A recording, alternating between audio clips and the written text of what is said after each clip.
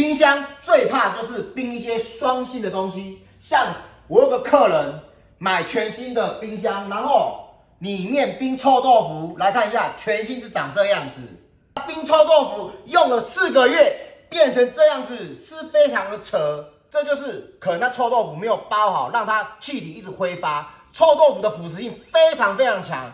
所以很多卖这种冰箱的，只要你冰臭豆腐酸性的，基本上就是没有保护，因为这属于人为因素。怎么厉害的冰箱，只要遇到这种酸性的，一定是会漏的。那你今天如果你是做臭豆腐的话，或是要冰酸性的东西，一定要告知商家你要做防锈处理，不然我说真的，你今天这样子被查到，一律都不赔。需要参与设备，欢迎跟我购买，谢谢。